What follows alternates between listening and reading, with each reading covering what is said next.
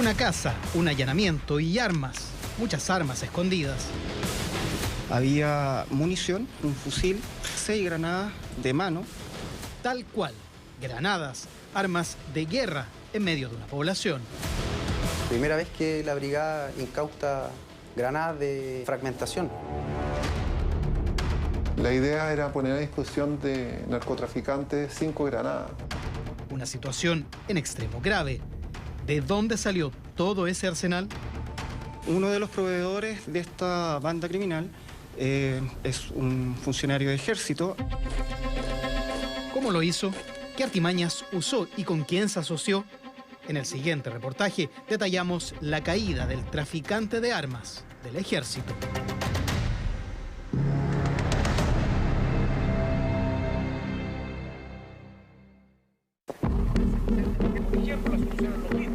Es noviembre de 2018.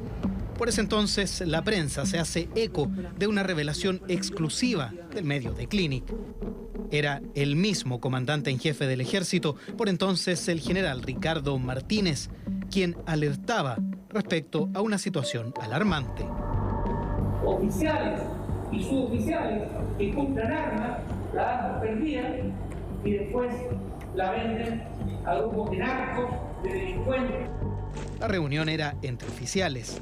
Fue a puertas cerradas en la escuela militar, pero el audio se filtró igual, generando la molestia del gobierno. Esta situación no fue informada en su momento al ministro de Defensa, ya que quedó radicada en los tribunales competentes. Una vez que se junten, continuamos con los cabos, pues, Por ese entonces, la Fiscalía y la PDI ya tenían en la mira a un presunto traficante de armas de guerra. ¿Tenía que ver aquello con las palabras del general Martínez? El tiempo y la justicia parecen haber dado esa respuesta. Ingresó autorizado, vamos a dirección al norte.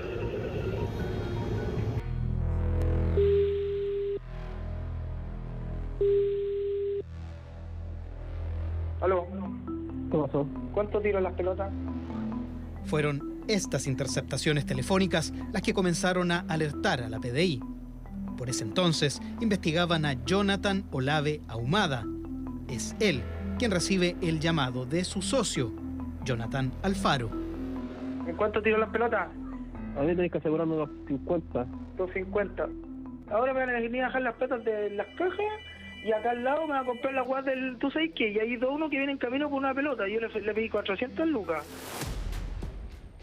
Hablan de cajas, de pelotas. ¿Qué podría significar eso? ¿Droga? Podía ser, pero esta vez no parecía tener sentido para la PDI. Generalmente, por las investigaciones de tráfico ilícito de drogas, hablan de pelotas, quizás para hacer referencia a dosis de droga o a pequeñas cantidades de droga. El inspector Raúl Muñoz, de la Brigada Investigadora del Crimen Organizado, fue uno de los que estuvo a cargo de esa indagación.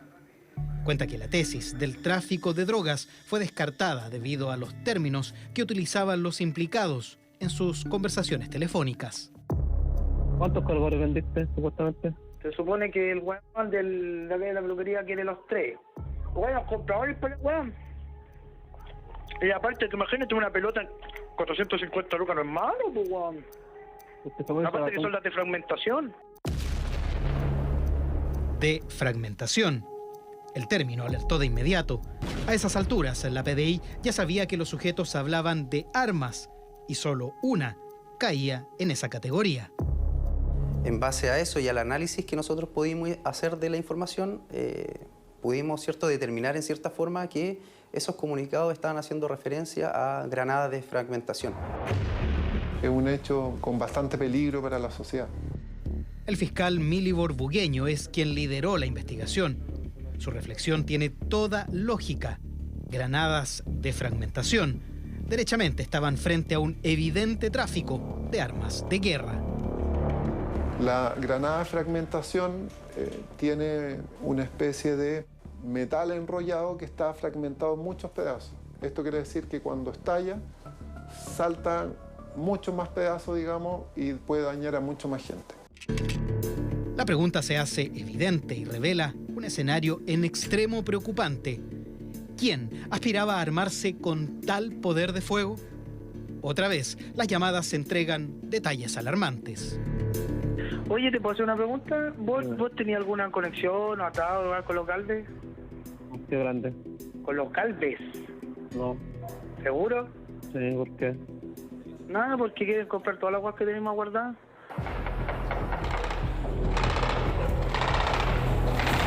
¡Ay, Dios mío! El nombre resultaba conocido.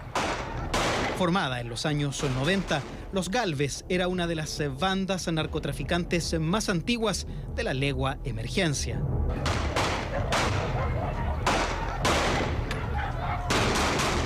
En 2018 pretendía resurgir y para ello querían incluso armarse con estas granadas. El viernes se van a venir a buscar las pelotas entre el jueves y el viernes. Yo les dije que si venían el miércoles o entre mañana y el miércoles, yo les da 20 más. La idea era poner a disposición de narcotraficantes 5 granadas. Eran 6 en total, pero el listado eran 5 granadas que estaban próximas, digamos, a ser entregadas. Estaba la lista hecha.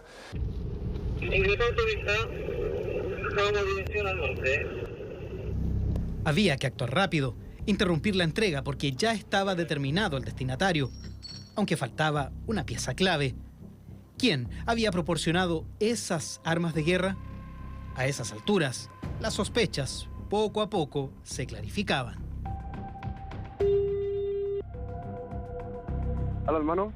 ¿Cómo estás, hermano? ¿Quién viene tú? Dime. ¿Y dónde te compadre?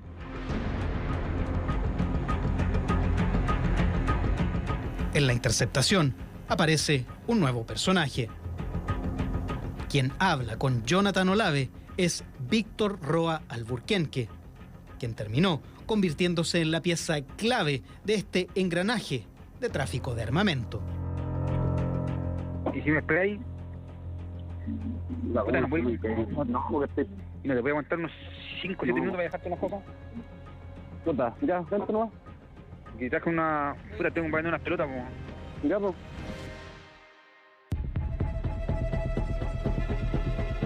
Así aparecía por fin el proveedor de las armas. Y la sorpresa al descubrir de quién se trataba fue tremenda. Víctor Roa era un sargento segundo del Ejército de Chile. Llevaba varios años, digamos, en el Ejército de Chile. Era él quien sacaba las armas, las municiones e incluso las granadas desde los almacenes de guerra del ejército.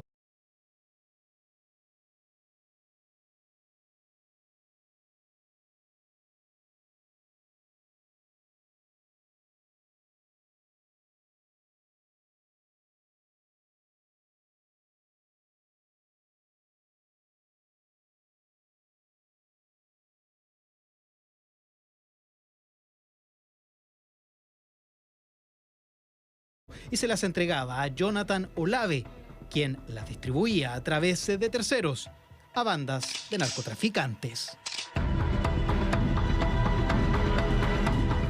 Oye, Dime. de lo que hablamos anoche, ¿como para cuándo creéis que usted la...? Yo mañana tengo 9.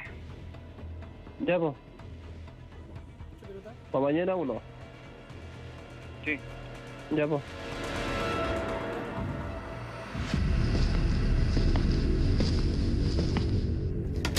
En este caso, él era quien llevaba el suministro de munición y entregaba munición a distintos regimientos. Era esa labor al interior del ejército la que le daba a Víctor Roa Alburquenque acceso a las armas. Aprovechaba esa facultad que él tenía para ir a buscar munición y posteriormente no entregarla en el lugar que correspondía, sino que sacarla y desviarla, ¿cierto?, a bandas delictuales. ¿Actuaba solo? Aparentemente sí. Como lo conocían, nadie sospechaba. La adquiría de manera solitaria. No habían más funcionarios involucrados, sino que él se aprovechaba de la confianza que había por él ser un funcionario antiguo. Entonces nadie lo registraba a él al momento que salía.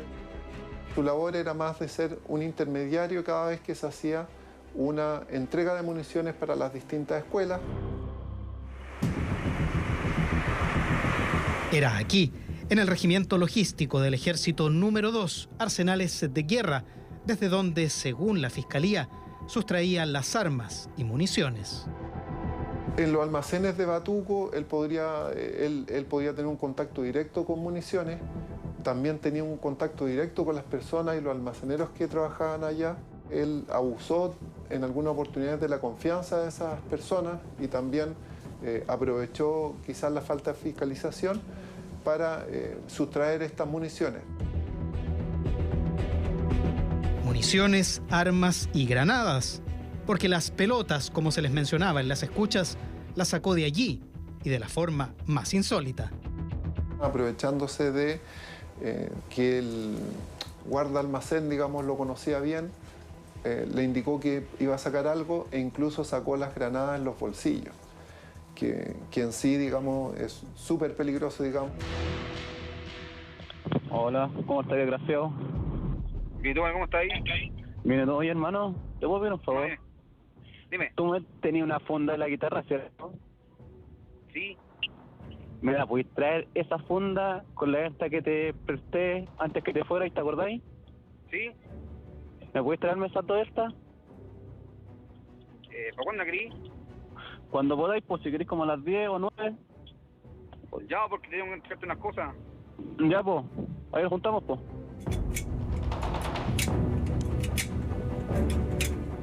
Era el momento. Víctor Roa se iba a reunir nuevamente con Jonathan Olave. La funda de la guitarra que este último le pedía era en realidad un fusil que Roa le iba a entregar. En esa ocasión fue de un fusil de guerra de 2.000 cartuchos calibre .38 y además de una cierta cantidad de munición del 7,62, que es munición para fusil de guerra. Una vez que se junten, continuamos para los cabos, ¿puede ser?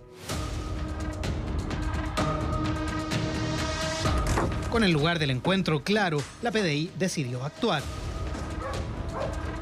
Al mismo tiempo en que el entonces sargento Víctor Roa y su socio Jonathan Olave eran detenidos, los detectives allanaron su casa en la población Santa Adriana de Lo Espejo.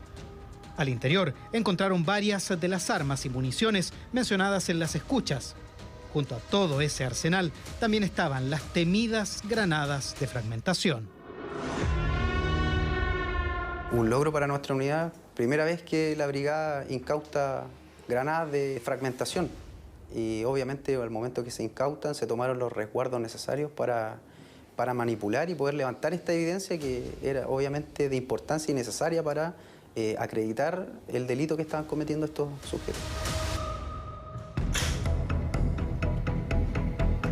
Evidencia clave para llevar ante la justicia al ex sargento Víctor Roa y a Jonathan Olave, quienes en junio fueron condenados a 12 y 13 años de cárcel respectivamente por los delitos de tráfico de armas y municiones. Pero faltaba un tercero, quien trabajaba con Olave y a quien también se le oye en las intervenciones telefónicas, Jonathan Alfaro. Cuando sucede esto, la detención de estas personas, al cabo de 3 semanas o un mes, a Jonathan Alfaro lo ejecutan al interior de la población Santa Adriana.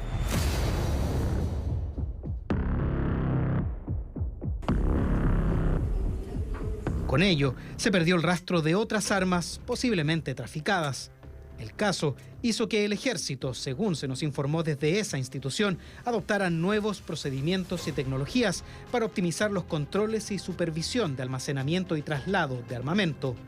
Controles que deberían ser en extremo estrictos, porque si hay algo que demostró la situación del ex sargento Víctor Roa, es la gravedad de que el armamento del ejército termine en manos del narcotráfico.